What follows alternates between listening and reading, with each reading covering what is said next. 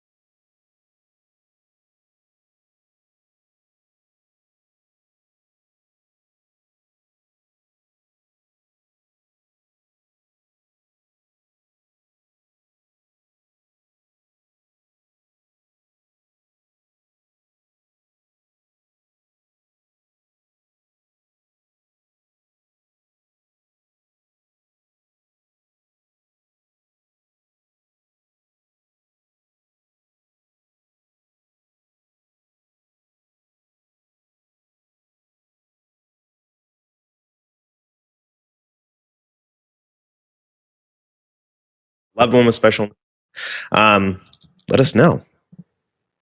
And let me know if you can hear me okay too. Sorry.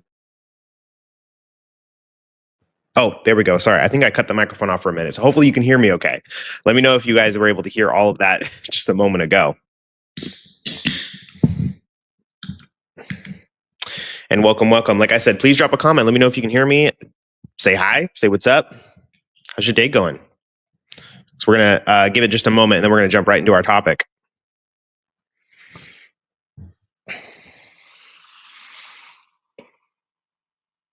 Got to have something to drink. Got to have my bubbles for our stream every single week, guys. Sorry. It's a bad habit, but something about a Coke Zero, you know, a Coca-Cola Zero. All right. So thank you, everybody. Oh, Teresa, you said your sound was off the whole time, but now you're on. Well, darn it. I moved my microphone and accidentally hit the mute button. So I'm sorry, everybody. Welcome. Let's try that again. My name is Caleb. I'm an advocate here with Galt Advocacy, and we have a really awesome topic today. And it's awesome because it is based on questions you all provide. So every week when you guys drop comments and share questions or topics that you're looking to discuss, that's really how we come up with a lot of our topics. And so please keep doing that. Ask questions. Let us know specifically something that you're interested to learn more about, and we will try to present that. Say it again. Well, that's what I'm doing, Teresa. Thank you. Appreciate it. I can't believe that. I was like ready. I went over each thing that I was like, okay, cool. Check, check, check, check. Sorry, everybody. All right. For those of you who are watching, I think I repeated it a couple of times, so hopefully it was on when the microphone's on. Please drop a comment.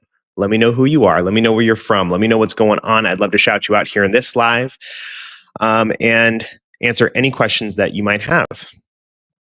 So today we're jumping into it now, right? And thank you for the likes and the loves, by the way. That's also a big help. So if you could share the stream, let me put up this fun little thing that share the stream, like it, love it, or don't, that's okay. But it's a big help for us to get the stream out so we can get more people in to ask some great questions and kind of keep the live flowing a little bit.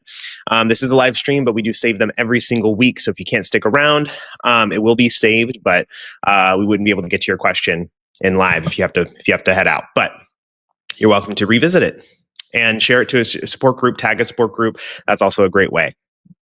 All right, so we're jumping in to our topic today. We're talking about how age may play a factor, or can age play a factor when it comes to IHSS and trying to get something like protective supervision within the program IHSS.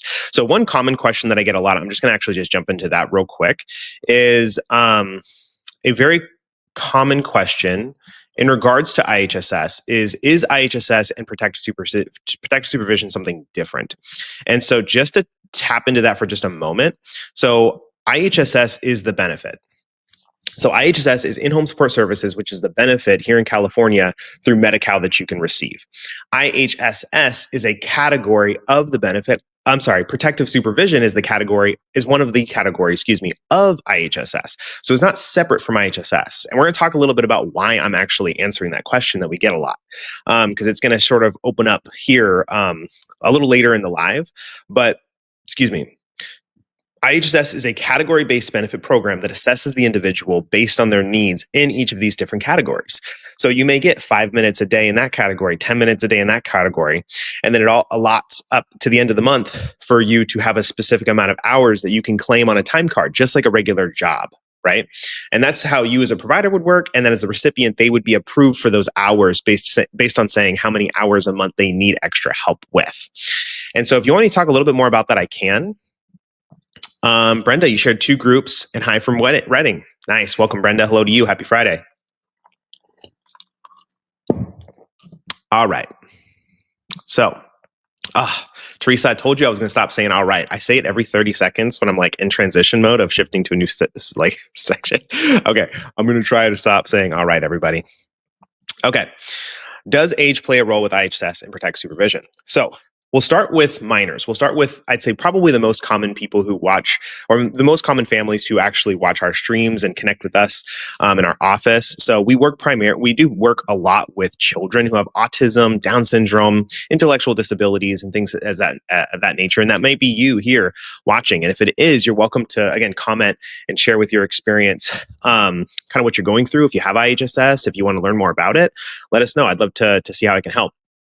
But when you apply for a child, it is a little different. There are some factors that are different than if you were to apply for an adult, or maybe an elderly person, an elderly parent, or a loved one.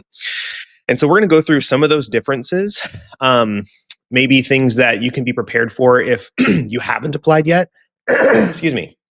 Or maybe you already have hours with IHSS and you want to prepare for maybe your child transitioning into adulthood, right? What can you expect? And so we're going to talk a little bit about all that. Cindy, my 5-year-old son just lost his protective supervision. His worker said due to his IEP that he doesn't elope was her reason. What are your thoughts on her decision? So we've talked in the past, and we actually have a topic coming up here pretty soon. I think it might even be next week, about kind of the most common ways protective supervision is either denied or lost, or removed rather. And what your IEP says can really impact that. I even tapped into that a little bit, I think, not last week, but the week before. So having your IEP include certain things is really, really important, especially when you're applying for a child, right? Which is right in line with what we're about to jump into. So when you apply for a child with special needs, odds are they're in school. Odds are they have an IEP, right? And so if they don't have an IEP, they're not enrolled in school, or they're homeschooled and they're not a part of the district, or they're at a private school, then it might not apply. But if you do in fact have an IEP for a child, it's very, very important that the IEP highlights things like eloping if that's one of the behaviors. And so protective supervision, if you don't know already, is kind of what it sounds like. It's a category that is reserved for people who need supervision that is protective in nature, more so than what is considered typical for that person if they were not mentally impaired. So if you have a 10-year-old who is autistic, or they have Down syndrome, or an intellectual disability, and because of this diagnosis, they do not know how to assess danger appropriately for their age, therefore they engage in potentially dangerous activities that may cause harm, that would be a non-self-directed individual. And that is what IHSS protective supervision is. It's reserved for those individuals. And so if you can get approved of that category, it's almost 200 hours per month added into the benefit, on top of all the other categories that they may get approved for. So to address your question, Cindy, my thoughts are, if your child does elope, if that's a common a daily occurrence or an attempt, that's just a behavior you have to monitor on a regular basis, I would include it in the IEP. Now, the question is how, right? Maybe you've brought it to the school district before during an IEP meeting, and they're like, well, we don't really see it here. It's a very intense special education day classroom, or our school, we have a very structured environment. Therefore, eloping is just not really much of a concern. It doesn't happen. That doesn't mean it shouldn't be in the IEP if it's a behavioral concern that you have. So if the school is just kind of relentless on making that a point in the IEP, then add it in the parent concerns section. So every IEP meeting, there's an opportunity for you to share your concerns that won't necessarily turn into a goal, in the IEP document, but it can be added into the parent concern section of the document.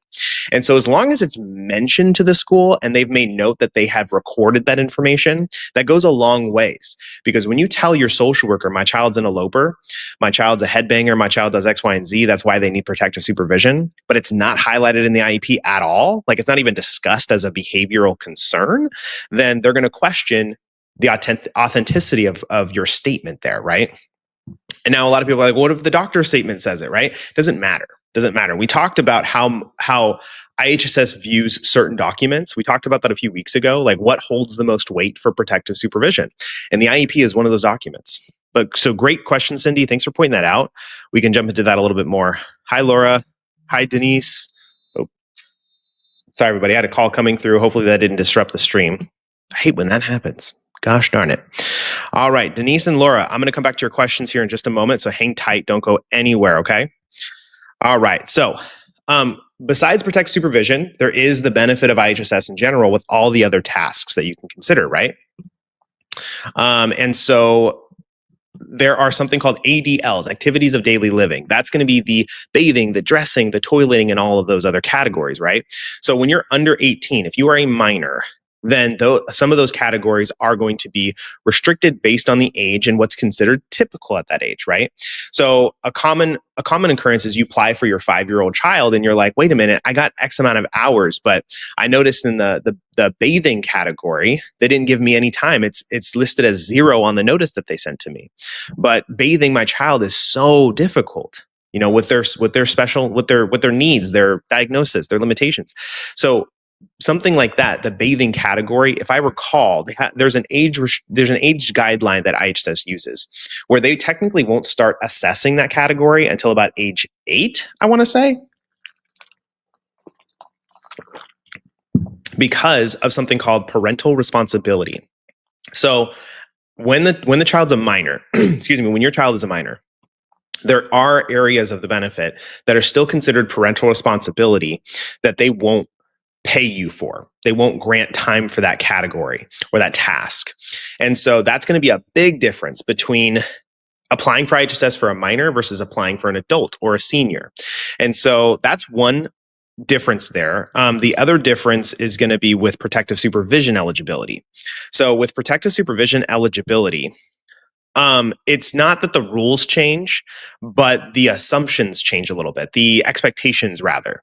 And so for a child, especially a young child, like a kiddo that's maybe under the age of 5 or 6, a child that age, there has to be some extreme differences that that the social worker has to not necessarily witness or observe at the time of the assessment, but they have to see it through the things that you share. They have to see it through the documentation, like the IEP and the other evidence that you show, that the type of supervision that you're providing for this child is far greater and more protective in nature than what is considered typical at this age, right?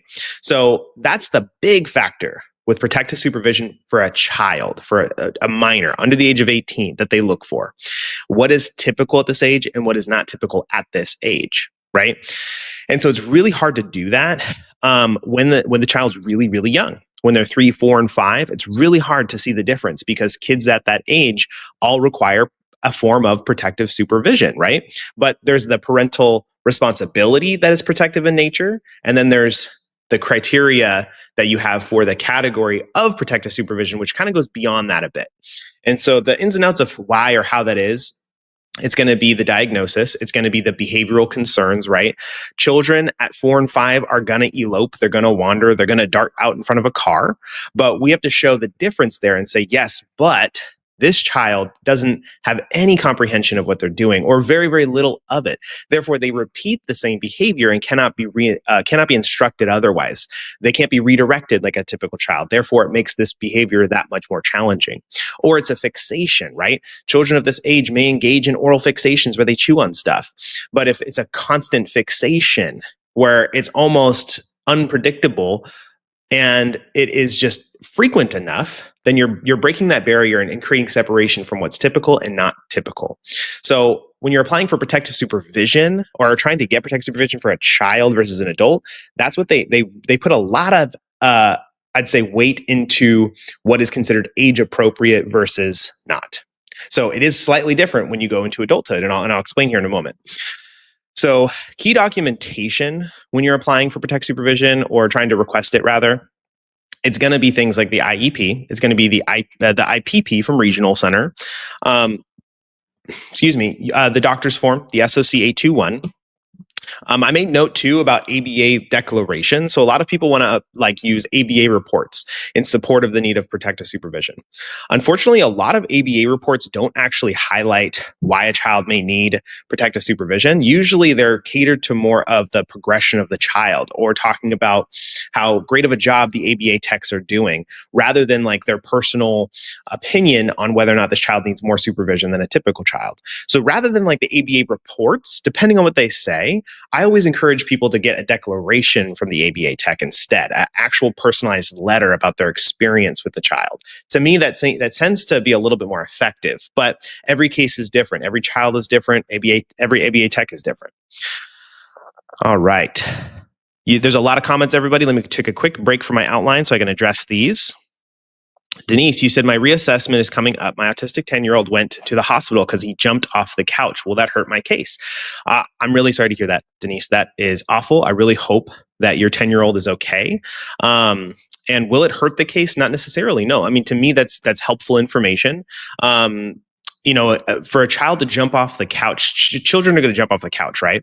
But what made this incident intense enough to the point where he had to be hospitalized. He had to get medical attention for it. Children, especially at age 10, they have some limitations there, or not limitations, precautions that maybe a really young child may not have, right? A 10-year-old, I remember being 10, where I would climb on the play structure at the playground or at the playground at school, and you'd want to jump off a certain height of that, but not too high, because, I did it here, and I kind of hurt my ankle the last time I did that, and that was really scary, right? So 10-year-olds should have, there's an expectation that they can have, gauge some of the dangers of certain things, right? So jumping off of a couch, that's not a very high distance for a 10-year-old. So for them to have done it in a way where they got hurt, that's a big deal, right? And so I'd say a key factor there to use for the case of IHSS is to say, would he do it again? And if you can see that your 10-year-old's not learning and evolving from these incidences, that might show non-self-direction. It might show the inability to comprehend and recognize and evolve these types of situations. I hope that helps, Denise. Let me know if you have any more questions on that. Laura, has your team discussed the potential Medicaid cuts and how it will affect IHSS right now, since part of it is funded by the state? I think the state funds 37%. Thank you for being here, Laura. Welcome back. So we talked a little bit about that. I think we posted a video about it. I think Myra did a live on it a few weeks ago. So we, just like everybody else, don't have any special information unique to us. We just read what we've gathered online. And so I can't really talk about it today because I don't have too much information on it. But Laura, if you want to connect with our office, talk to Myra, or watch some of the stuff that we've posted before, I think Teresa might be able to pin it or direct you to it. We can point you to the information that we've read, where it doesn't seem to be anything we should take too much concern of right now. But again, I don't have the knowledge or the expertise to really dive into it. Sorry. Anna, also make sure it's in the comments at the end of the IEP. Yeah, as long as the IEP mentions that it was discussed, then you're getting away from that accusation of you've never even told the school about it, right? Because as soon as you say, well, I didn't think the school needed to really know about this behavior because it only happens at home, automatically the social worker is like, well, then it may not be that intense of a behavior then if you're not even talking about it with the school, right? There's a lot there that we can go over, and it's a great question. And thank you, Anna, for that addition. Gabriella. Hello to you. My appeal decision due date has passed, but I haven't heard from the judge. Are you guys experiencing the same issues? How long can it take? That's a no-no. That's a really, really, really big no-no, Gabriella. However, the state appeals world right now is super convoluted. It's overwhelming. The judges, we don't really know exactly what's going on, but we have some assumptions that maybe the judges are really, really behind, or there's not enough of them right now. There's supposed to be 26 slots available for judge positions for IHSS. So we have maybe an assumption that they don't have all 26 judges working right now, but we don't know. We're not sure, but we are seeing people's due dates extended. Let me back up a little bit. So the due date is subject to change. So the due date is not always set in stone. However, if you have a hearing and the judge does not clarify the new due date, then you have to assume that the due date from before is still the same due date, right? But a lot of times you'll have a hearing and it's already past the due date. You'll have that hearing with the judge. And so now the due date has to change. It's going to be a minimum of 30 to 60 days from the date of the hearing itself. But yes, it is something that we're experiencing. And so if you had the hearing and you had a proposed due date for a decision and you're past that, then that is kind of a big no-no. That's not supposed to happen. So hopefully you get that decision soon. Let us know. Maria, do we help in the LA area? We most certainly do. Yes. All right. Sorry, everybody. I know there's a lot of comments. I'm going to take a quick break from the comments. I'm going to go back to my outline. So don't go anywhere. I will come back to your comments. So hang tight, okay? I'll try and get back through as quickly as I can. All right. So the transitioning from childhood to adulthood with IHSS. So a lot of people ask, what changes? Hey, I've had protective supervision since my child was 10. We've had it for 7 years now, and next year they're turning 18. Should I be worried? Is anything going to change? And one, it shouldn't. So the eligibility of that person, if they still meet the criteria for protective supervision, then it doesn't matter what age they are. There is no age restriction for specifically protective supervision. There's also no age restriction for the benefit of IHSS in general. However, there will be some changes when they turn 18. So if you don't know already, there are power of attorneys, there are conservatorships and other things like that available, guardianships in other states, where when somebody with a disability or mental impairment becomes 18, there may need to be some intervention there with an attorney, an estate planning lawyer, a family lawyer, where they may need help making decisions for themselves. And so if you know that this individual of yours, this child of yours, won't be able to make medical or financial or social decisions for themselves, then you may want to consider something like a power of attorney or a limited conservatorship so that you can be there to help them, guide them through that process legally, formally, right? Because without those things, technically, you're not supposed to be helping them. It's kind of a weird situation. I would recommend consulting with an attorney who specializes in power of attorneys and conservatorships and all that stuff, and ask if it's applicable to your situation for your child or for your loved one when they turn 18. Now, as far as the rules changing with IHSS, so again, everything technically stays the same with the exception of a couple of things. So the parental responsibilities, you know how we mentioned that earlier about the ADLs, the activities of daily living, the bathing, the dressing, the toileting, all of that stuff, that goes out the window when they become 18. Because technically, according to the state, they don't view this individual as your child anymore. If they're 18 or older, they're not your child, they're an adult here in the state of California. So there's no more parental responsibility anymore. Therefore, they qualify for all of the categories, or they qualify to be assessed in all of the categories now. They can't be too young or too old. So that's one big change that can make a big jump. And technically it starts at 17, not 18. But a big jump that we see a lot is something like meal preparation or meal cleanup, laundry. Those are the domestic related tasks that are considered the parental responsibility until they get closer to adulthood. So you might have protective supervision, you might have hours in other categories, but you may not have some of those tasks approved yet. And so when they turn 17 or 18, you may get a big jump in hours, like 20, 30, 40 hours per month, simply because there's no longer that parental responsibility anymore. So that one's pretty cool. Now, as far as protective supervision goes, so earlier we talked about the expectation of a child. We have to compare what is typical for a child of this age when it comes to supervision and what is not typical. For an adult, there's no expectation for an adult to need to be supervised, especially 24/7, right? So if you have an adult who is mentally impaired and they still require constant supervision, then protective supervision should be a discussion, right? Because even at age like 14, 15, that should be right around the age where maybe you're starting to trust your teenager a little bit, leaving them home alone, right? Letting them walk around the neighborhood with their friends on a bike, whatever, right? I remember I was doing that in middle school, early high school. You know, you start getting some of that independence right there. But as an adult, there shouldn't be a question. If you're 18, you should be able to work a job. You should be able to have the capacity for independent living. You should be able to be economically self-sufficient. You should be able to know what 911 is, or not to answer the door to a stranger if you don't know that person, right? Or how to navigate that scenario. So, excuse me. So applying for or trying to get protective supervision for an adult is going to be significantly less challenging to prove than it would be for a child. So that's a big difference there. Okay, so let's go into your questions. Thank you so much for being patient, everybody. I'm going to try and get through them so I don't miss anyone. Cindy, you said he now gets 33 hours per month. Gotcha. So he doesn't have protective supervision, but he has a good chunk of hours with IHSS. If you wanted me to ever take a look at that or have our office take a look at that for you and provide some guidance, we most certainly can.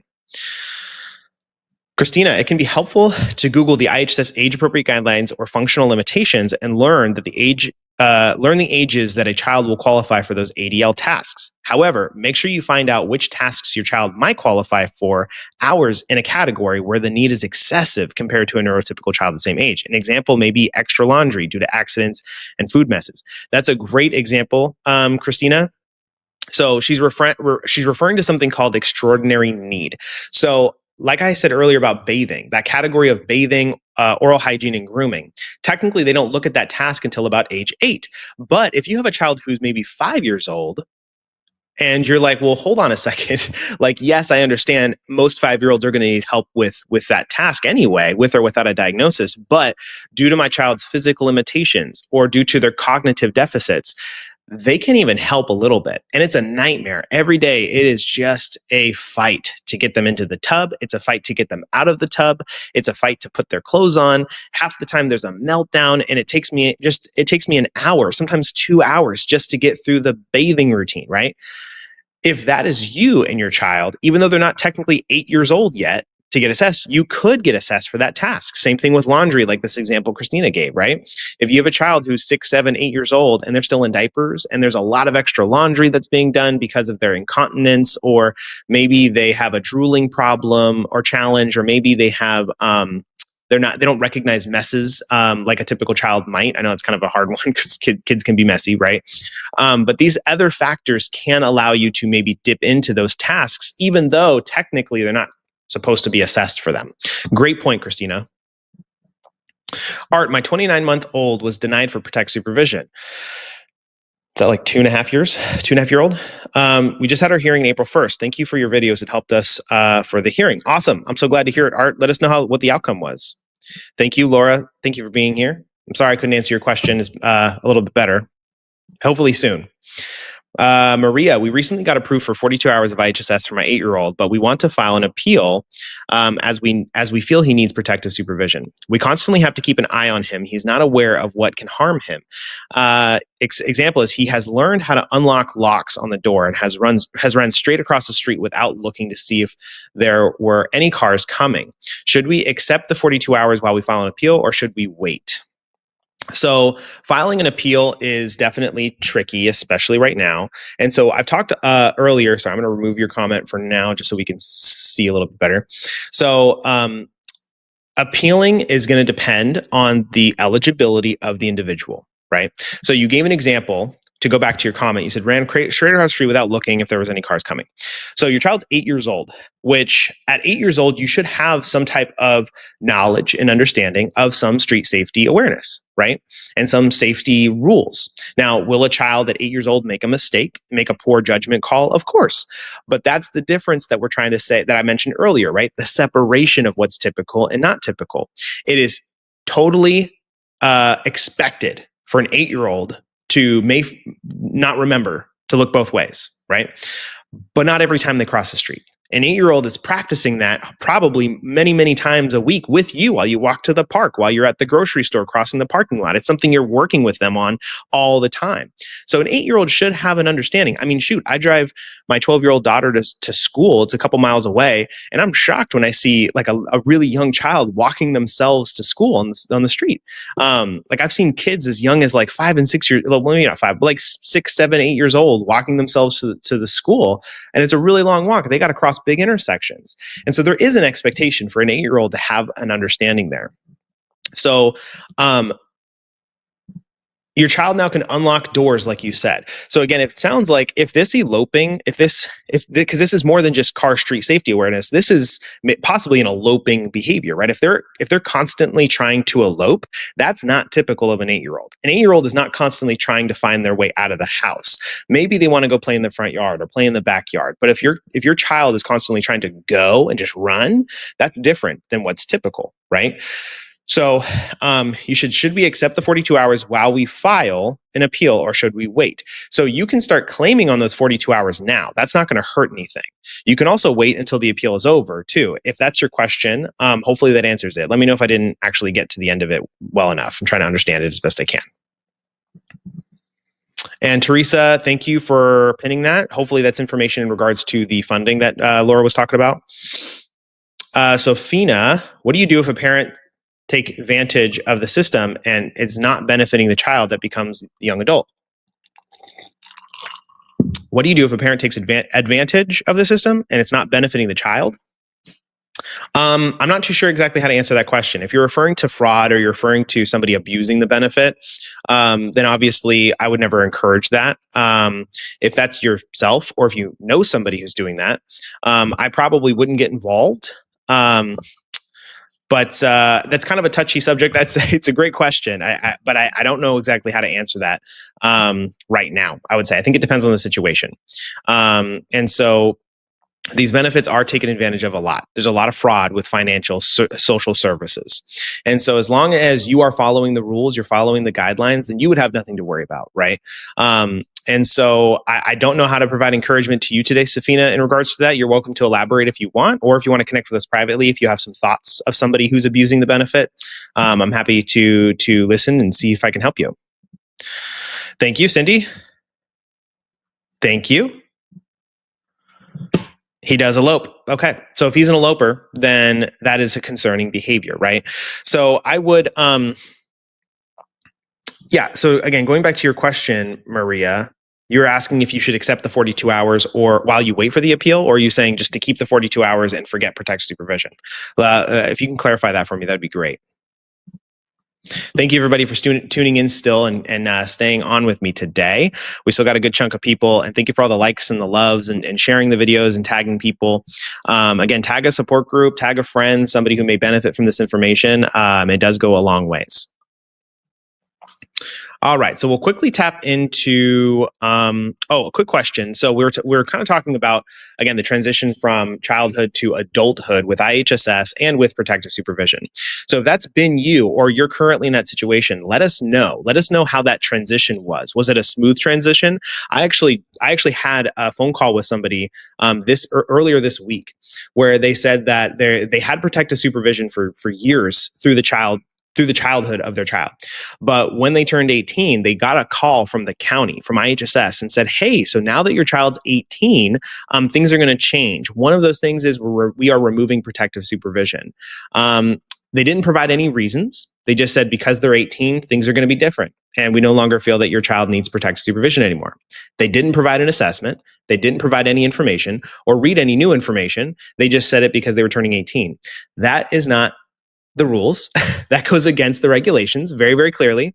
And so if that's been you, if you were in that situation, let us know. I'd love to try and help you. But let us know about your experience so far about that transition if you've gone through that. Was it smooth? Was it rocky? Tell us a little bit about that if you can.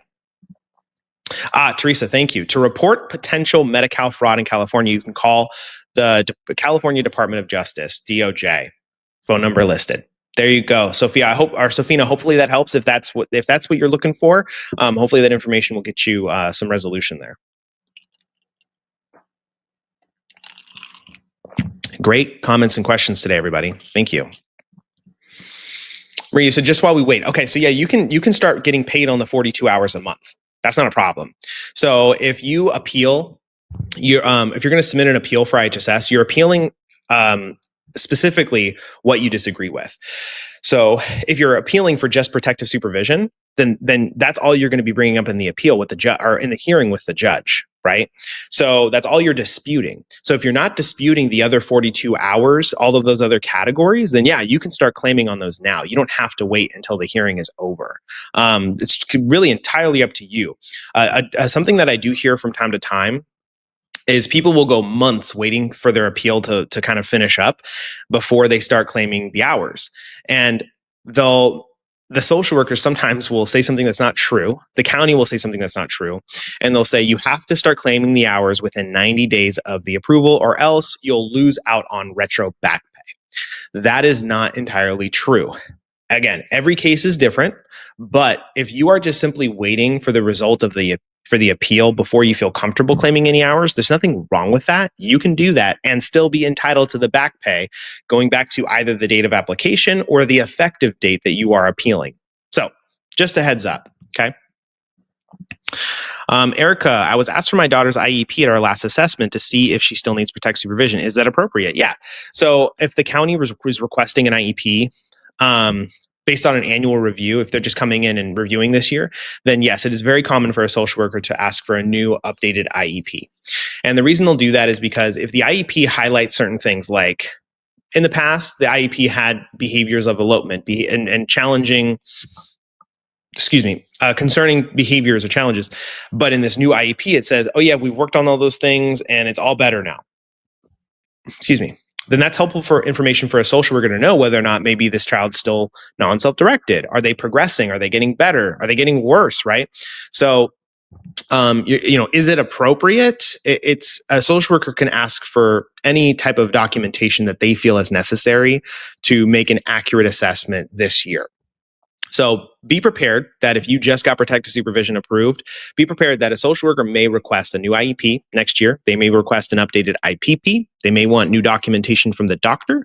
And if they request those things, you don't have to provide it, but you will be making it a little bit more challenging for the social worker. So that's why if you're going to have to provide something, make sure it's in favor of protective supervision.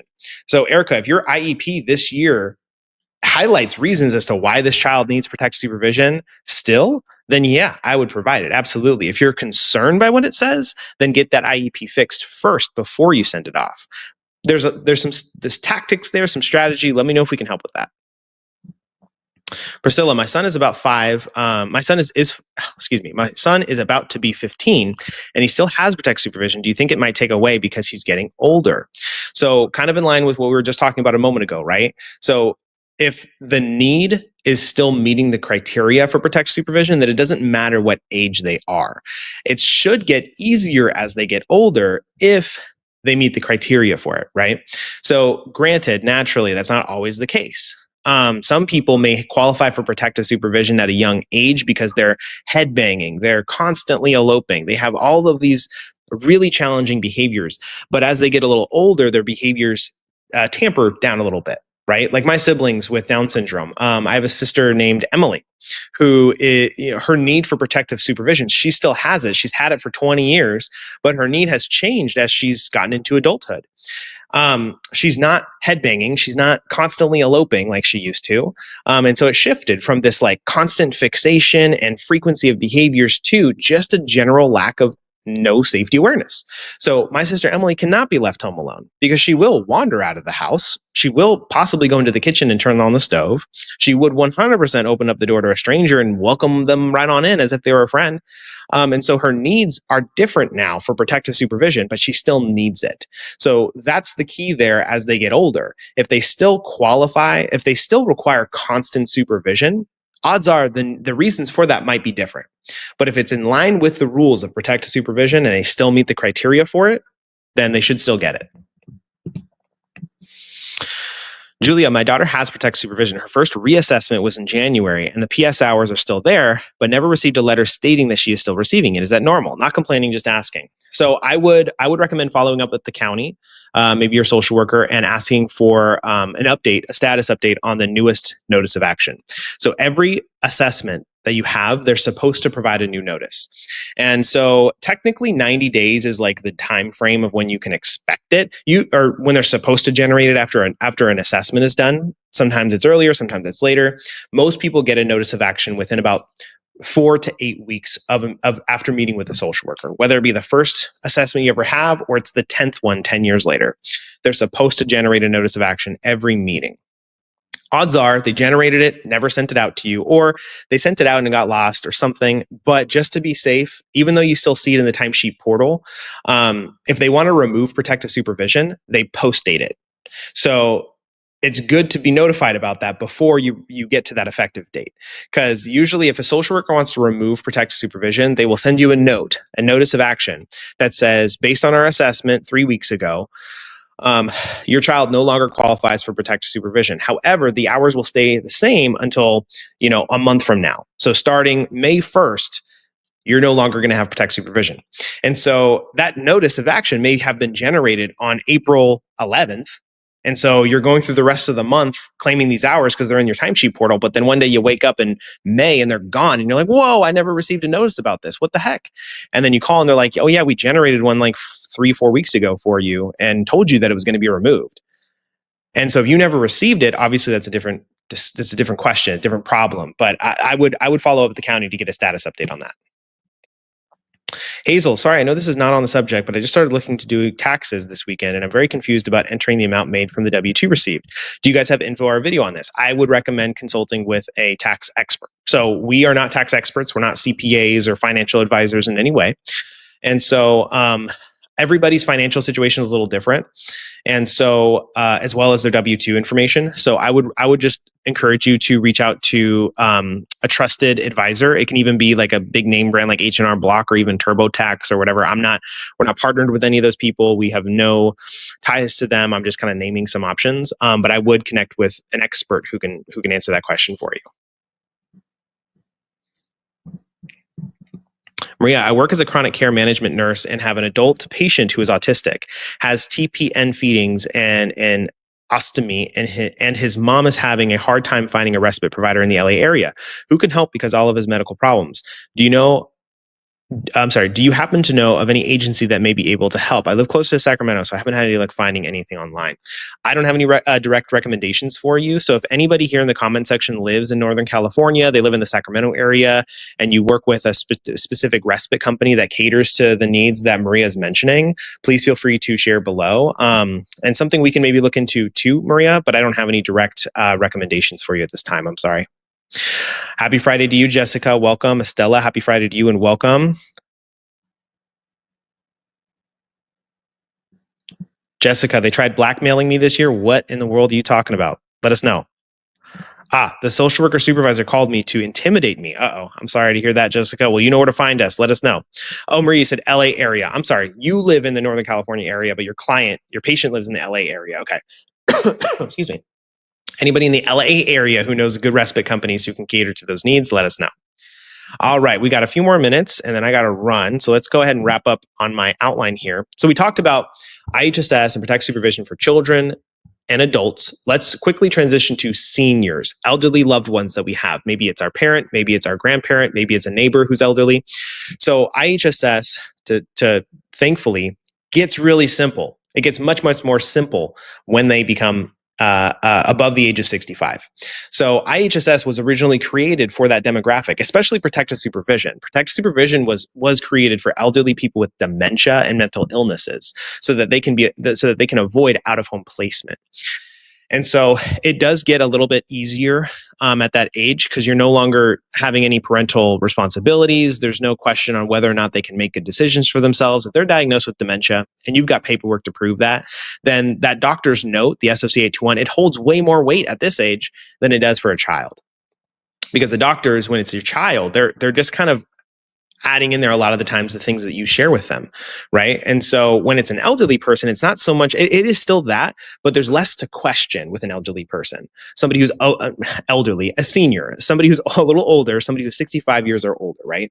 So IHSS, the evidence shifts. You no longer need school documentation. You don't need to go above and beyond to gather a ton of evidence normally, right? Every case is a little different, but the notes from the doctor and the diagnosis report, those are going to hold a lot of weight, and those are going to go a long ways when you apply for a person in that age factor. Okay. One other big difference too that I didn't mention earlier between child and adult. So that includes senior citizens as well, or elderly folk, whoever. When you're under 18, if you are a minor here in California and you have a mental impairment, if you apply for IHSS, they have to assess for protective supervision. They don't have to grant it, but they have to assess for it. If you are an adult or an elderly person, somebody above the age of 65 or older, then they don't have to assess for it unless you request it. It's kind of tricky because you can have, again, you could be a 30-year-old with Down syndrome and have autism, and it can be very clear that you need protective supervision. But technically, the rules say that a social worker doesn't have to bring it up. Not unless they're a minor. If they're a minor, they have to bring it up and they have to assess for it. But if they're an adult, they don't have to. So I don't know the rules on why that is. I'd have to look into that a little bit more, but that is something to consider. So if you're going to apply for somebody who's older than 18 or older rather, it is important to make note at the assessment that you want to discuss that, or else it may go or it may not be assessed after all. Oh my goodness. Let us know if that's something you've experienced. Have you had to bring up protective supervision to your social workers in the past? Or did they educate you on it? Let us know.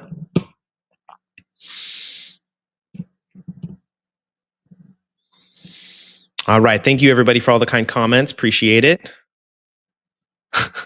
Jessica, she tried to be the big bad wolf. Well, thankfully, Jessica, you called our office. I saw a comment earlier. You spoke with Dakota. I'm glad. They're always looking for caregiver and recipients there. Okay. Not too sure what you're referring to, Sylvia. Are you referring to LA area? They're always looking for recipients? All right. So that's, I think, most of the comments here. Jessica said, my mom is 76. She's diagnosed with dementia, Alzheimer's disease as well. Yes. That is a clear candidate for the potential of something like protective supervision, right? All right, everybody. So I got a jet. I got to run. But thank you so much for tuning in. Before you go, give this stream a share if you can. Give it a like. Tag somebody if you know somebody who might benefit from this information.